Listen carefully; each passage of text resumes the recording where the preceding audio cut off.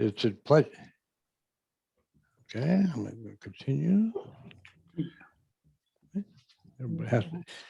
Thank you all for attending, and thanks specifically for Claire Knowles who put this presentation together. You may have heard me as I kind of pondered this whole complexity matters thing and how we run groups better to face critical issues, particularly widely diverse groups.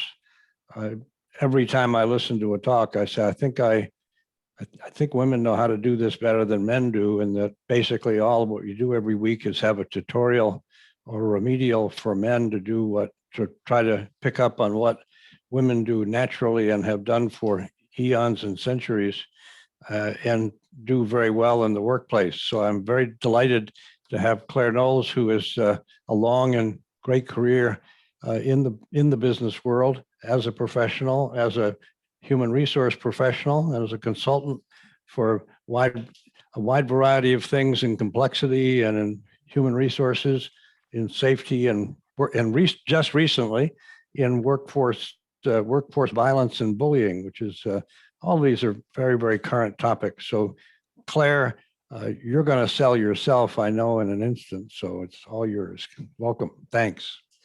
Well, thank you. And thank you, Ernie, as well, for being the mechanics behind all this. And especially to you, Dick Pierce, I really do appreciate you for inviting me to talk today.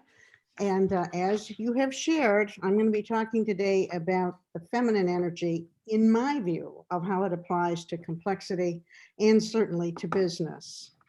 And full disclosure, the man sitting next to me right here is Dick Knowles.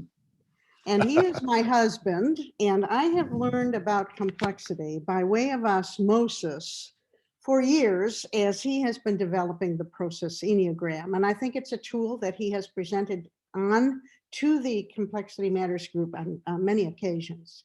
It is indeed a tool of complexity, and it's especially good for working with organizations. And indeed, I have used it many, many, many times and with great success. It's a model that I think works extremely well in business. And that's going to be my focus today, is business. Next slide, please. So I'd ask you to just stay with me here through about 8 slides. I'd like to complete them if I could without interruption. And that will help us all to have some time at the end to discuss things that really pop up for you. I want to be talking about complexity matters to the feminine, to the feminine approach to business as I see it. I want to quickly introduce you to a model that illustrates how this plays out in a business setting. And then I'm going to tell you a story that's going to illustrate all of what I'm really sharing. So I'm asking you for today, for this quick talk, to bring your feminine side, and all of you have some, and especially your ability to listen with patience and to tap into your own intuitive knowing and even your feelings as I proceed, because your sensitivity is asked to come to the forefront. Next. So a few definitions. I want to make sure that everybody understands I am not talking about feminism today, even though I believe as on one of the earlier pieces of this program today that feminism was mentioned. I just want to say that from the basic element of feminism, of looking for equality between the sexes and the genders, applied economically, politically, culturally, and so on, I definitely am a proponent for that. And I see feminism as a necessary movement in order to end discrimination and certainly oppression. And I need to share that in the 50 years that I have been in business and in consulting, I am always doing this. I am promoting equality between the sexes and the genders, and I'm promoting the female end of things. But that's not my talk today. The talk today is about the feminine approach, the feminine energy. And that refers to style, the style of the ways that we think, how we see things, how we behave. And it's important, I really think, to underscore here that feminine does not equal women any more than masculine equals men. No woman is exclusively feminine, no man exclusively masculine, and all men, all women have that mixture of both the masculine and the feminine perspectives, different values, different behaviors and traits. And for me, as I go forward with this today, the feminine approach I'm talking about shows up as caring, nurturing, being empathetic, listening, patience, compassion, valuing relationship, collaboration, flexibility, and there's more. I firmly, firmly believe in integrity and in finding the goodness of people. So with that as the backdrop, then let's begin. Next. I want to show you a quick slide here, which I think is important. It's from the Intentional Living blog. And the reason I liked it, I just thought that the Venn diagram gave us a real good introduction to what we're really talking about in business about complexity. And the idea, if this has a heading, it's to achieve a more balanced productivity in business. You would want to be able to have the masculine approach, which is on the left, certainly strategies, focus on momentum, getting the task done, goals, achievement, go, go, go. And the feminine approach on the right is checking in with the feelings, being in the present moment, understanding the connections, the relationships, the big picture, being able to prioritize. And then together, the blend is the middle of the Venn, which produces what you would want for a balanced productivity in business. You want productivity, you want space for life, you want success, you want a clear focus on things. So I thought that that was a very, very good quick approach to this to show you I'm talking about combining masculine with the feminine in business. So why? Why is that a better thing to do? And I believe that it's the balance for both meeting and exceeding your business objectives, while at the same time having an environment that will nourish the human spirit and develop the potency of people. And to me, that's what the blend is all about. So how does this really fit with complexity? Next slide. There's a person named Dr. Baruti Regine, whom both Dick and I know very, very well. And she is what I would say an excellent person to be able to ask that question. What does feminist approach have to do with complexity? She's written the book, Iron Butterflies. She also, if you remember the business book from a few years ago, she co-authored with her husband, Roger Lewin, a book called The Soul at Work. But anyway, Baruti comes out of Harvard. Her field of expertise is in human relations. And in this particular book, Iron Butterfly, she went about interviewing 60 different women who got to the top of their careers, the top of with success stories. She interviewed them all to try and find out what is it about how they managed within patriarchal type of environments and to be able to bring in the feminine skills. Now, if you talked with Baruti, you would find that she would tell you not only is the feminist approach important to complexity, but she will also tell you that complexity in her mind is a feminine science. And the reason she says is that because they have mastered how to combine the best of both sides of the masculine and the feminine. And she talks about traditional masculine values, like as you see there, the goal-orientedness, being comfortable within a hierarchy, and bringing in the feminine skills, which are listed there, like holistic perspective, relational intelligence, orientation to context, compassion. She interviewed all these women, and I want to read what she says about this. She calls these women the iron butterflies because they meld a will of iron with a gentle, nourishing touch of a butterfly. And with disarming candor, she says that these women talk about their struggles, their fallibilities, their vulnerabilities, and their strengths in their journey to the top of their professions. So forging that leadership from an amalgam of masculine and feminine skills, well, all of these iron butterflies have been able to transform themselves. But in so doing, and this is the bottom line, they are contributing to a larger social transformation. And she says that part of the reason for this is a deep sense of intuitiveness from the feminine. And I think that this is a very, very important read. If I, I certainly recommend it. And I want to tell you that my experience parallels this.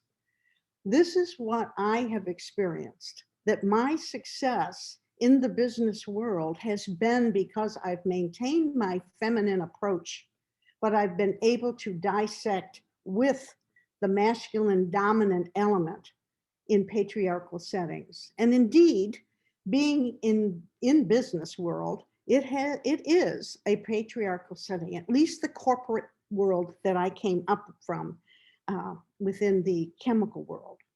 Now, something about a Baruti regime I just want to say is that in this book, and I'm going to tell a little tale here, is that my husband, Richard Knowles, is mentioned in this book as well, because she not only interviewed women who were able to bring the feminine approach to business success, but she also interviewed some men, including my husband, Richard, who was able to bring a feminine element into the task of running a plant running a chemical plant, particularly into the safety arena. So he probably doesn't like me telling all this group of people here, but he has a wonderful feminine side. And in a little while, I'll show you exactly why that is. So let me just say this. So where does complexity and the feminine approach interact with leadership in business? So if I could have the next slide, please. These are the same words you just saw on the slide that had Baruti Regine's photocopy of her book. But now I have put up the process enneagram, and I think that you have probably recognize it. So my view, and this is to answer Dick Pierce's question directly, where do I see the feminine intersection with the world of complexity? And this is where it is. It's on that triangle that sits underneath the process enneagram: identity, relationships, and information. It's the part that is called self-organizing leadership, because it's about leadership, and there's a lot of feminine element that comes into that type of leadership. It's not strategic leadership, and it's not the operational. But just think about this for a minute. If you think about identity, knowing how I fit into an organization, the frame of reference I'm dealing with, that is the sense-making capacity of an organization. And as a female, I need to know, where am I and how do I fit into this? What's the big picture here? What are we trying to do? And the relationship end of that is about the path-making capacity of the organization. Anyone here who knows anything about Drucker knows that famous line that all things get done through people in business. Well, how does it get done through people? Well, work gets done through the relationships that you build. And for women, that type of a relational intelligence and relationships are huge. So the relationships are the path making to any complex organization and any complex task. The information piece then becomes the medium of the organization. Now, how many of you think women talk a lot? Most people, in fact, my husband will tell me there are sessions that I have that involve a lot of women, and we talk a lot in circles, but we cover a lot of information. And when we're done, we certainly have the medium of the organization ready to roll. So you asked me where I think it fits in the field of complexity, and I think it's right underneath. It's in the self-organizing leadership. And again, I'm talking about leadership in business, in complex organizations. And to do that, I think you need it all.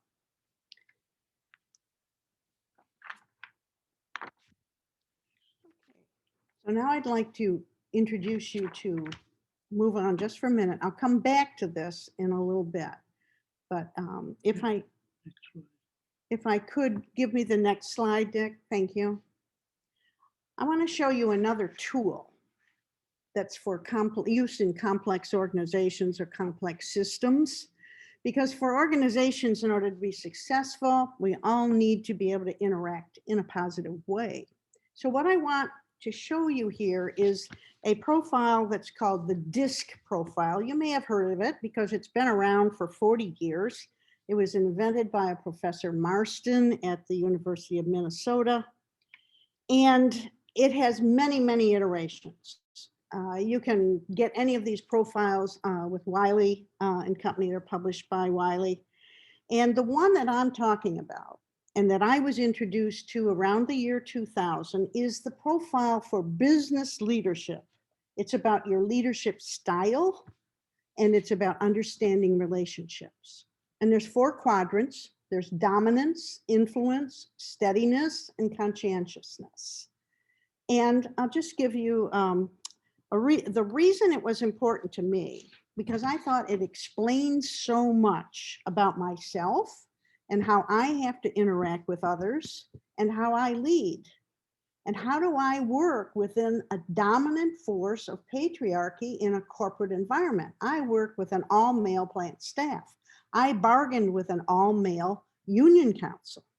So the reason that I'm going to share this and why it applies to this talk today is because that the feminine and the masculine show up in this model big time, both in the careers that we gravitate to and how we approach each other in order to be successful in business. So just very quickly, and I'm not going to go real deep into this, but I will tell you that the profile has 100 points, like 100%.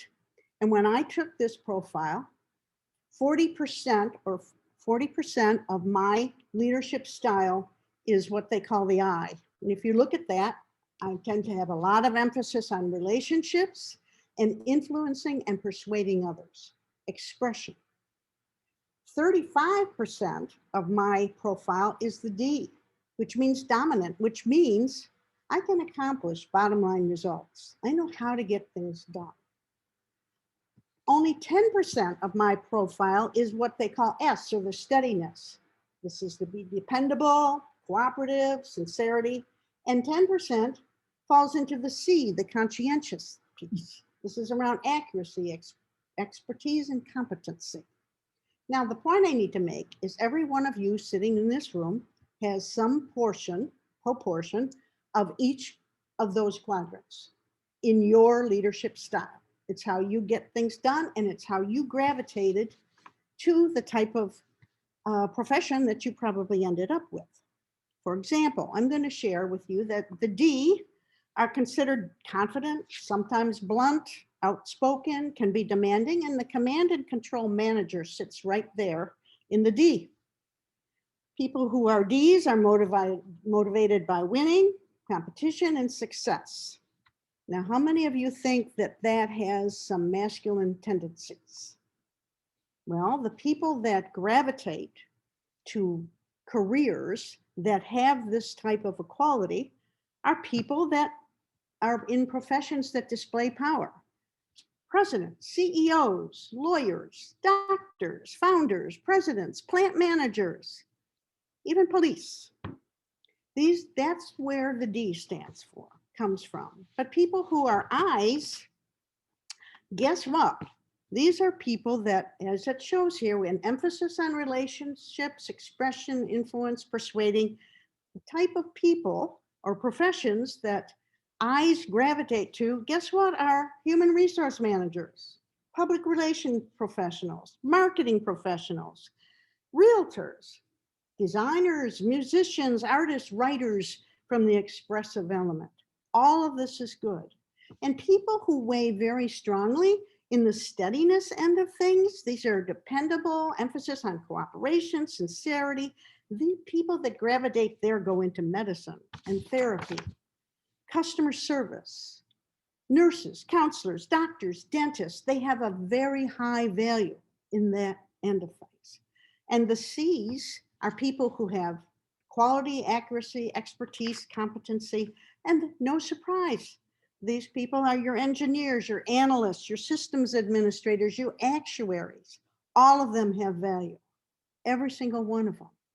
But for the purpose, however, of my wanting to share this with you today, though, is because of the I and the D particularly. Very strong masculine tendencies are in the Ds, and very strong feminine qualities are in the Is.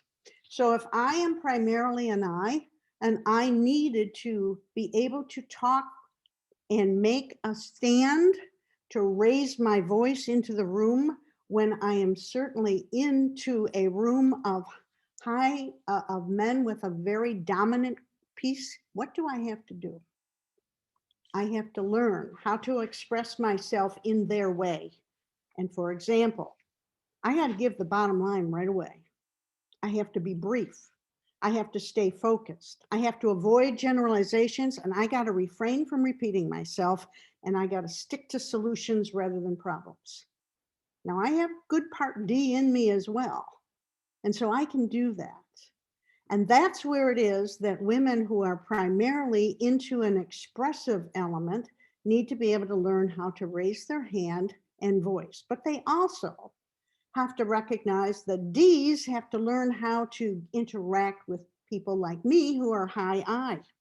So if you're going to communicate with me or a group of people who are very expressive and that, you're going to have to learn to share your experiences, take some time to ask some questions, listen, and try and bring out the positives. Don't overload with details. And guess what? Try not to interrupt. Now, I won't dwell on this any further, but I think it's an extremely important piece to recognize that we learn as we go. We're all different in all sorts of ways. And that what I have found is that we all have the feminine and masculine traits in us in different proportions. And we can be dominant, we can be influencing, we can be steady as she goes, and we can be conscientious. And we aren't stagnant. We're dynamic individuals. And we certainly do have some serious set points. Next slide, please. Because we do live in a complex world. And the world of business particularly presents complexity all the time, our tasks. And we succeed first. And this is first by being true to our own self. So it's important to know who we are. And second, we succeed in a complex world and doing complex tasks and working with people because we bring whatever the business bring our best selves into the business, whatever that is, the very best of ourselves. And then there's a third piece. We call forth the best in others. And if that is one thing that, as I have learned, is that I cannot wait to be called forth in a room of union executives or a room of a plant management and wait to be called on, because it's not a natural thing to be called in because they're competitive type environments.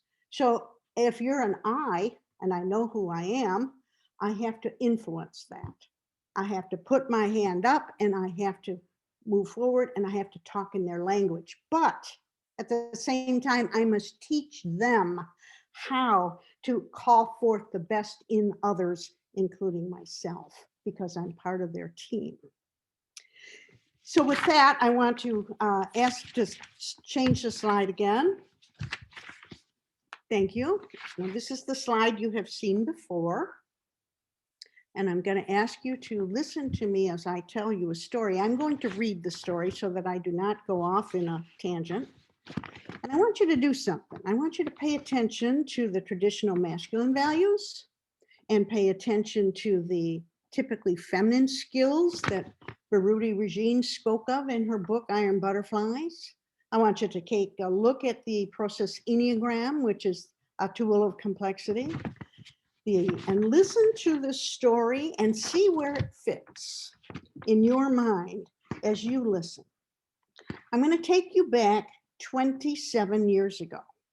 And the topic I'm going to talk about right now is an actual live story or an actual story having to do with transgenderism.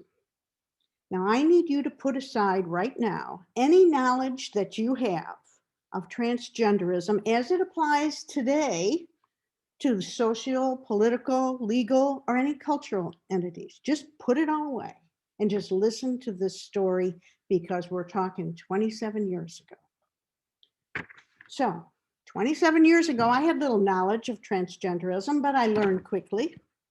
The DuPont company had no experience with it. There was no legal guidance to be had at that time.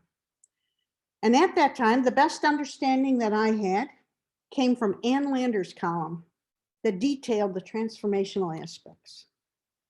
27 years ago, I was an HR manager at a huge manufacturing complex in Buffalo, New York. And if you've never been at a manufacturing site, then you have to understand that they are big, and their change houses are big. Men's change houses and women's change houses. And I'm not talking a small bathroom here. Hundreds of men and hundreds of women use those respective change houses every day for their bathroom needs, their showering needs, and changing out of their work clothes, because we were in the chemical industry and people worked in protective uniforms. Well, one day a young man came by my office door and asked if he could chat for a minute. I always had an open door policy. And he began to share with me that he was in the process of becoming a woman. He wanted to bring in his psychologist to talk with me because he was going through this transition from a psychological level. And in about a month to 6 weeks, he'd legally be declared female, though remaining anatomically male. And he needed me to help him deal with all of this in the workplace because he was afraid personally. And he shared that he had not told anyone about this. Not his family, not his friends, not his workmates, not even his spouse, only his psychologist. So what to do? So I put my feminine traits into gear and empathized. I learned what is the big picture here. Yes, I talked with the psychologist. I gleaned all that I could. I considered all the ramifications of this situation in the workplace. And I immediately got him to concur that I needed some time to figure this all out. And I needed to build trust with him. So I needed him to please keep this entirely confidential until we could agree on what the rollout could be and the timing, and that we would do this all together. Well, I achieved that promise with him because I was in my I profile, in my feminine end, because I was compassionate and I listened. And then I detailed out all the ramifications of what this was going to mean to the business. I would have to build or repurpose a bathroom and make it a unisex bathroom that included shower and change facilities. And I would have to try and get this employee to agree that if we built it, he, who would soon be a she, would use this exclusively, because if the new she began to use the male change houses, I could not guarantee his personal safety. And he knew that, and he was afraid.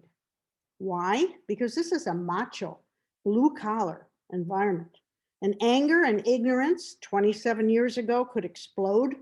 And then I would have an OSHA case, a workers' compensation injury case, or even worse, on my hands. And because if the new she began to use the female change houses while remaining anatomically male, then I was going to have a revolt on my hands from the women who would not want to be naked with an anatomical male next to them in the showers. So either way, no matter what, we would have huge grievances, huge harassment cases, and huge representation issues. I'd have to create a detailed communications plan, totally confidential, until the day that we would be ready to move forward and roll it out and announce it. And ultimately, this was going to involve my plant manager, the plant staff, the union council, the employees work group, the employee's brother who also worked there. But at first, there was only one person that was to be told of this situation, and that was my boss, the plant manager. And let me tell you, when I revealed this, he was terrified. He was terrified that this situation was happening on his turf. He was afraid that it was going to go badly, and it was going to create a very bad image for him. So I put on my masculine hat, the D, the dominant one. And I told him exactly what we were going to do, how we were going to do it, and in what order. And I told him what the unisex bathroom and change room was going to cost us, about $18,000. I told him how we'd have to keep this secret until a certain day when all the ducks would be in order, and we did. I ended up having 2 meetings with the employee and his psychologist and learning as I went. Our corporate legal had no advisement to provide me, and our corporate lawyer had some experience with a small sales office, but that was a totally different ballgame. We had HR questions, like once this person changed genders and name legally and in our employment systems, how are we going to handle benefits? Well, on one specific day, approximately a month later, everything went down. The unisex bathroom was ready. The night before this specific day, I contacted the employee's brother and I told him that he was being provided with a day off with pay the next day. I told him why and what was happening, and he appreciated being out of the workplace and being absent when this buzz was starting to unfold. And he also shared that he had absolutely no love for his brother. I met with the all-male plant staff at 7 o'clock in the morning, explaining that they could talk to no one outside of this room about this until 8:30 this morning to give me an hour and a half in a rollout. Meanwhile, with my big D hat on, they were reminded of their responsibilities around their own words and behaviors around this, the ramifications of harassments, jokes, and hostile workplace, and that as top management, they have a higher than ever stake in keeping the situation on the high road and must example the best behavior and expected of their reports. At 8 o'clock a.m., I met with the all-male union executive council, and I shared the situation, including why the unisex facility had been built. I shared everything, and I reminded them that they have a responsibility to be fully represent this employee and all other employees, and that they could not be party to any harassment, just as management cannot, and that they need to keep the rank and file in check as well, because it is what it is, and their legal responsibilities could not be taken lightly. They appreciated that I'd shared the breadth of the ramifications with them, but actually they were shocked. And at 8:30 a.m. that morning, I met with the employee supervisor, his work group, and the union rep for his area. And I introduced the employee with her new name and her changed gender to them. I explained that they may not like this person. They may not be able to embrace the details of all of this, but they must understand that everyone is obligated to a civil workplace and that the employee has a right to make the decision that she has and to do the job that she has without being subjected to harassment or abuse, and that hostile behaviors, including sabotage, towards this employee would not be tolerated. And I underscored that the laws around sexual harassment and prevention and sabotage, of course, are real clear. At 9 o'clock that morning, we released the plant bulletin on all plant bulletin boards on exactly what I have just told you, exactly of what had gone down. Now, the managing of this situation went down within the DuPont words as the best kept secret and best communication effort. My manager, my plant manager, the boss, he received high praise for the handling of this. And he got the kudos that she needed. I will say that the employee went on to work successfully for about another 10 years, and then she retired. And unfortunately, she subsequently died of cancer. Now, the points to me telling you this story at that point of time are to illustrate this. To handle the complexity of that task, in the complexity of that workplace, in the complexity of that setting, both inside and outside, I needed to use both my feminine traits and my masculine traits. I needed to lean on my I skills and my D skills. I needed to lean on my S skills and be steady with this thing all the way through. I needed to be very conscientious because I had to have all those I's dotted and all those T's crossed. But the best thing of this whole story that I really want to tell you is that everyone rose to the occasion and made it work. And there's a reason for that. And the reason is that we covered, if you really look at it, the entire element of the process Enneagram. What was happening, what were the intentions, what were the issues, what were the relationships, what were the principles we had to live by, what's the work we had to do, how much information could we share and when, what was the deep learning, and what was the structure and the context that we were in. We covered all those bases. But the reason they covered so well is because the feminine skills combined with the masculine skills. So I think I've taken the amount of talk time. So who's ever doing the mechanics of it, I'll send it back to you. And Ernie, I think you wanted to manage the discussion around this.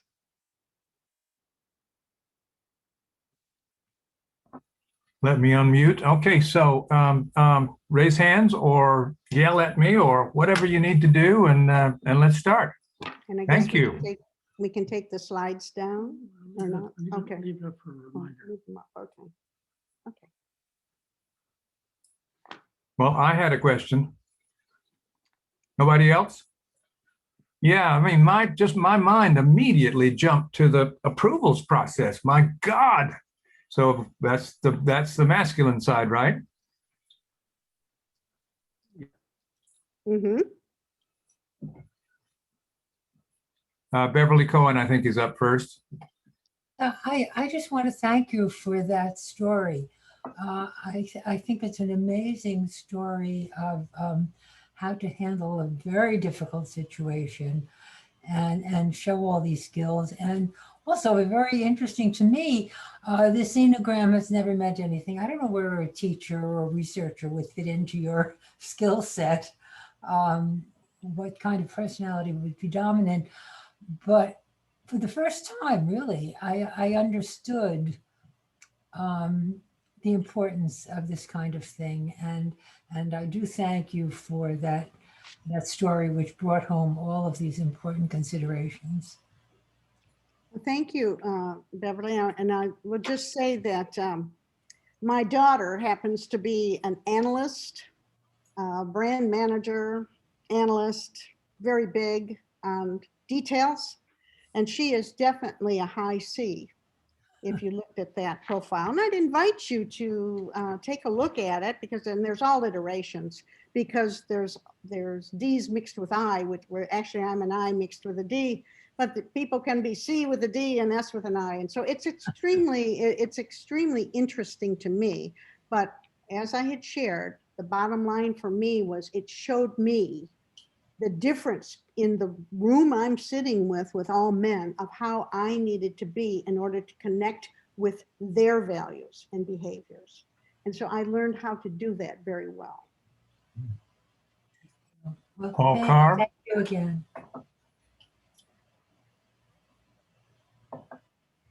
Paul, you're muted, so unmute, please. A Good. question and a comment. The question is, did the plant manager, with regard to the sexual change case, did the plant manager suggest the option of giving this person an $18,000 severance pay? That would have been the cost of that, whether that was ever considered as an option. And the comment is, it's more a comment of a management course I once took where we discussed the various personality types. And the point of the course was that most of the conflicts in the workplace are really not over substance, but over approaches, like a dominant person. And I think an example of this conflicts between this, and I think an example we've all seen, it was the Trump administration where President Trump, who's obviously a dominant person, couldn't keep generals on his staff. Remember, the generals kept resigning. Mm-hmm. Well, I'll say this. First of all, to the point at time, no, it was never a consideration to try and find a way to ease this employee out of the workplace. It was never a consideration to do that. It was, this person had a right to work there. This person had a right to be male or female or transgender. This was his right. So we needed to find a way at that time how we could work through it. So the first point of your question, Paul, I would have to answer that way. No, it never came out as to try and buy him out. The second part there is I try very hard not to talk politics. And so I'll just kind of stay away from that one, if you don't mind. Joni Candler? Okay, Claire, thank you so much. It's wonderful to listen to a woman who's achieved so much, which has been so difficult. I was a businesswoman for us to do. Yes. And the other thing I have, my question goes here.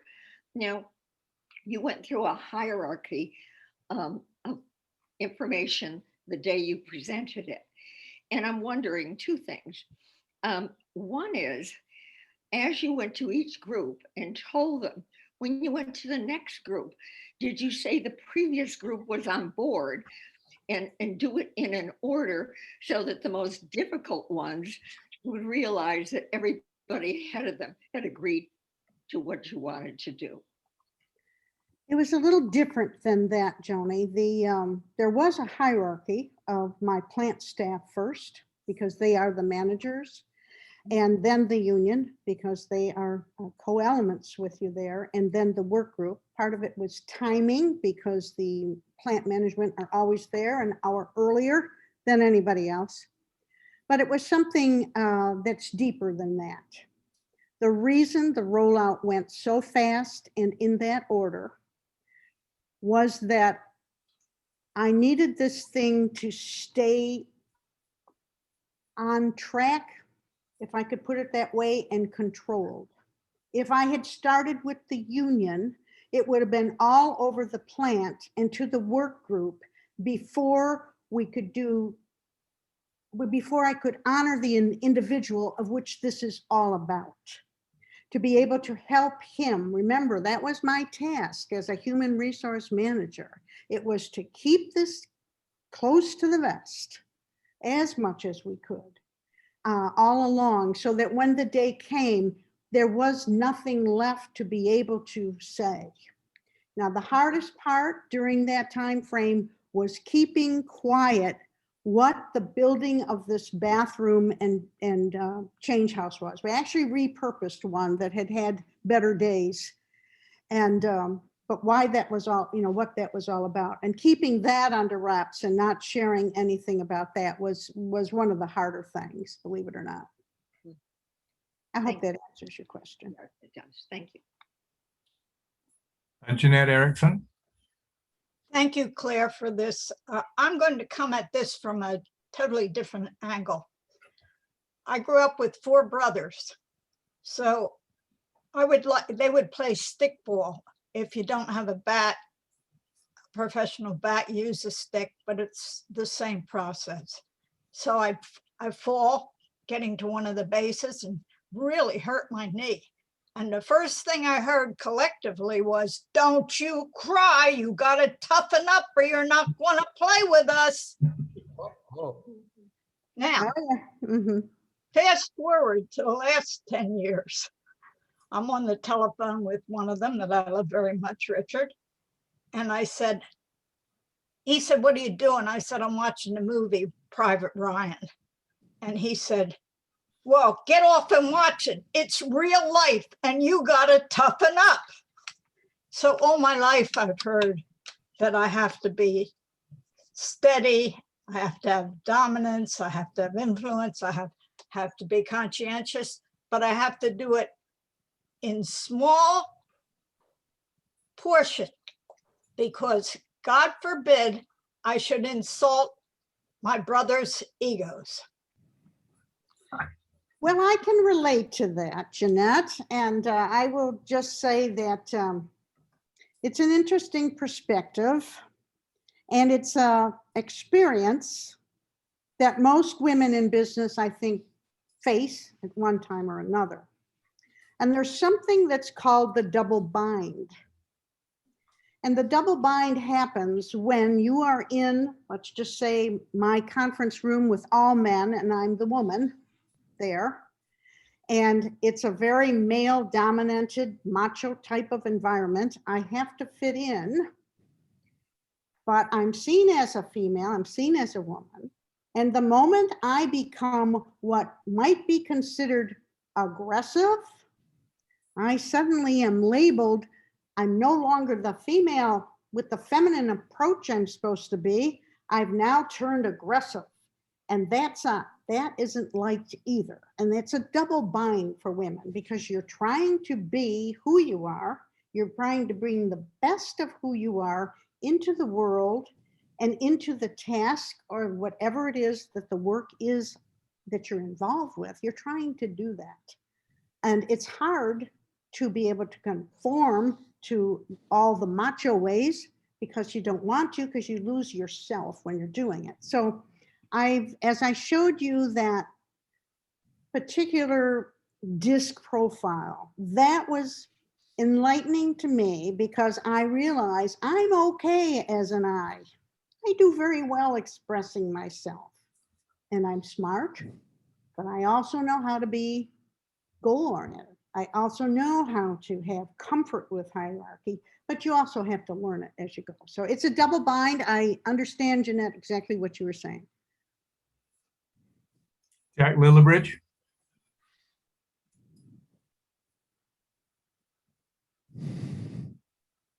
Unmute, Jack. Jack, we need you to unmute. I know I should. I always have trouble. All right. Great talk, and I want to kind of build a little bit on it. In my mind, when you describe the process you went through over time, and think back to the process that happens in the Enneagram groups, there is a creative and organizing process going on. You're doing more than just coming from who you are. You're trying to influence the group you're dealing with. I'm wondering if you could comment a little bit on this phrase, self-organizing leadership. I certainly can. It's what underpins the process Enneagram. It's coined by my husband. But for that, what I'm trying to say, it's not strategic, it's not the operational. If you looked at the diagram and you look at the issues, the work, and the structure, that's definitely the operational piece. This is the issue, this is work we have to do, we have to change around the chairs, etc. The other piece is more strategic, having to do with the principles and standards you're going to go to in order to carry out new intentions, and what do you learn from that, what's the next potential. But the underlying part is what is called self-organizing leadership of that piece. Another word for it, I guess, is the partner-centered leadership. Because it's a complex world and we are not islands. We have to work with other people. So I guess that's how I see it, Jack, is it's very much knowing, building the relationships so you can get things done, understanding the information and being able to know where you are in the whole picture. So I don't know if that helps. Oh, my husband just whispered in my ear that the piece of that which may fit your question is being able to respect the authenticity of yourself and what you're doing. I have another question if you'll let me ask it this time. And I'm sorry, I was declaring something. I was so filled with myself with it first time. This is about approvals. You know, my expectation, if I were to try and do something like this, is that I would just be told no. So what would have happened if you just said, no, we can't have unisex bathrooms? Well, let me answer it this way. If the answer had been no, I would definitely have put up the pros and cons and what we would expect of it. And one of the reasons to keep that all secret was that you didn't have bedlam happening in the organization. You didn't have misinformation out there. You didn't have women walking off the job in a strike. There were all kinds of different variations that could happen if you didn't roll this out with care and compassion and etc. Now, what would be the cost of that? And that's where it would come right down to in the macho environment. What's the bottom line thinking? Absolutely. Do we have $18,000 to do this? Well, we do or we don't. Well, we chose to find that money to do it because it was a good way to avoid extra costs of all the grievances that were going to be forthcoming, all the harassment charges that would be forthcoming. Who knows? It could have come down to a strike. You just don't know with something like that. And at that time, you didn't know. So the other thing that you mentioned, Ernie, about approval, I'm going to say this to you. There is a feminine element, and I don't know that it's necessarily an attribute. I think it's more of an environmental of how we're raised. Many women are waiting for permission to come forward and to lead. It's like we're waiting for somebody to say, it's okay, you take the ball on this, and it's okay. We're like, we need to be blessed first. And I have found that a lot time it's easier to go forward and do what you know needs to be done and look for forgiveness afterwards. Now, in the case of our situation there, my plant manager was not a real strong manager. And in fact, he was known as Smiley because he would go around the plant every morning and say hello to everybody. And if anybody wanted to talk to him and give him a problem, he'd say, go see somebody else. He was a person that didn't like bad news. So in the situation I shared with you, there was no problem for me putting on my D hat and moving forward quickly. And at that time, I don't know if I think I'm wandering now, I'm sorry. But, you know, approval was something that I think would have come in that with the difficulty of the situation and the tenuousness of it. One thing to understand about Claire is that when she sees something and is figured out and put the things together, she doesn't wait around. Another example is that she taught the DuPont company that it was okay for women to wear pantsuits to work. And she did that after the women had been talking for a while. She just went into the plant manager and said, on Monday, we're all wearing pantsuits. And that's what happened. I don't really like that example anymore, but it was very early in my career. Jeanette Erickson has another question. Well, if Claire would have said definitively and aggressively, no, she could have been a co-defendant in a lawsuit with DuPont and you because you turned down that young man. Yeah, and so much as not so much as turning it down, for me, it was about his safety. And doing the right thing. And, you know, doing the right thing, but his safety. I wouldn't want to have to pick up a man beat up in a change house because he was so different. Because I don't know if you've ever dealt with OSHA. I don't know if you've ever been with the EEOC or with the Department of Labor. Those are not pretty moments. So, but thank you for that.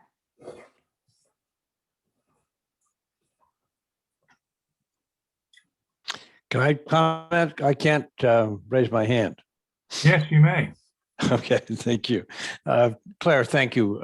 Absolutely outstanding and on the mark. A couple of things that come that I really am blown away with is I'm a big fan of that triangle of identity, relationships, and information. Thanks to the tutelage I've gotten from you too, the two Knowleses. the thing that I'm amazed at with information is I would always think that was kind of the liberal way of doing information, and you get as much out as you can and everybody knows everything that's going on. And it's a kumbaya kind of place. It's really amazing to hear your example, right? Where the critical thing here was, and the real management deal was to control the information to what needed to be out at what time.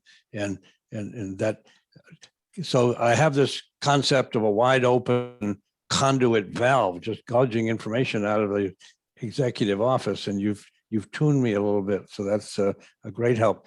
The other one, it reminds me very much of this is back getting towards 40 and 50 years ago, when I had my first female employees, and in a staff position where it was very important that if you had a position, you had to take it forward. You had to push it up the mountain, because if you didn't, that was your job. You weren't doing it and you weren't going to get anywhere. And I had endless arguments with a lady from California that I tried to tell her in evaluation she should be more aggressive. And we went round and round and round and on aggressive. And I didn't understand what she didn't like about aggressive, because we were all aggressive. It was a competitive, aggressive place. And I just reminded that we finally came to rest and she was happy with it and I was happy with it, that she could become more assertive. And when we got there, I said to myself, I'll be damned. There's not much difference between aggressive and assertive in my mind, but evidently in her mind, it was a huge difference. And she went on to do very, very well and push big issues up the hill, but very assertively. So I'm not being aggressive. So thanks for lighting those memories. This is wonderful. Yes, assertiveness training is a big deal for women leaders in macho environments, yes, particularly. Well, I've enjoyed it. Thank you all. Just for information, Claire, there is another devotee of the DISC, and that's George Baxter. You know George Baxter? I don't believe I do. Oh, well, we should arrange that. George founded the Community Foundation of Tampa Bay. I think that's right. And he works primarily with not-for-profits and leadership training with not-for-profits. Mm-hmm. And they use that tool assertively. Yes, it's an excellent tool. I personally found it valuable for me. Jeanette, you have a comment? No. Jeannie. Oh, great. Sorry, I see that.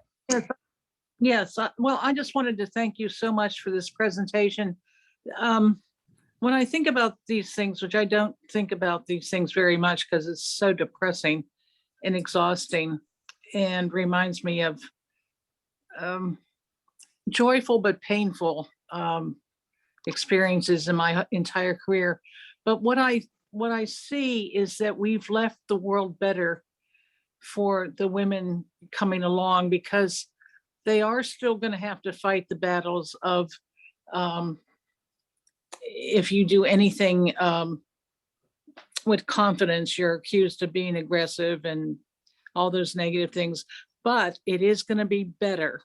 It is going to be at least understandable. And I think collectively we've sort of been able to give some tools that people can use to understand and in a gentle way combat the negative pressures that are always going to be there, because the men are always going to push and they're always going to be obnoxious because that's what they do. But we can counter that with intelligence and not having to make this stuff up as we go along, which is what we had to do 40 years ago. Absolutely. So, thank you. We can teach the world how to be. We can. Last question maybe is Jack Lillibridge. Unmute, Jack. Somebody polluted me again. All right. To my mind, there is a clear difference between being assertive and being aggressive. And I think being assertive is more of a mixture of masculine and feminine. And being aggressive is trying to be very, very masculine. If you're being assertive, you're coming from who you are, but you're not especially trying to change somebody else. You just want something to happen. If you're being aggressive, you're trying to make change happen, make somebody do something different, maybe against what they would rather do. I think there's quite a difference. I concur with that, Jack, and I would just say there's something called win-lose and win-win. And the aggressive end of it often goes into that win-lose category. I don't remember whether Beverly or Jeanette is first. Beverly? Yeah. What was just said by, oh gosh, who was it? Well, whatever. I was so accustomed. I feel this description, there was so many years when I was the only woman in the room for most of the beginning of my career, and actually up until probably 2/3 of it being over. I was the only woman in the room of hundreds. And even in classes and then on to any professional societies. And it really took what you said about a woman waiting for somebody to say, okay, you can do this, you can take care of it. It almost never happened in those days. And there was a 3-day assertiveness course at some point. I must have been 20 years into my career by then, where it said, this is what you have to do. You have to, I'm sorry, I don't mean to be talking without being seen. This is what you have to do. You have to decide what you want. You have to express clearly what it is that you want. And then you have to say what you want to see done. You have to say what happened, how do you feel about it, and what do you want done, and when will it be done? And that was such a huge help. It just made such a huge difference in my life just to have someone say that to me. Yes. It was amazing. Thank you. Right. We don't Jeanette, need last to- word?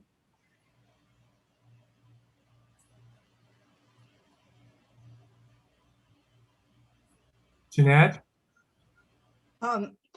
I saw or read a book and also saw the movie of the first woman doctor.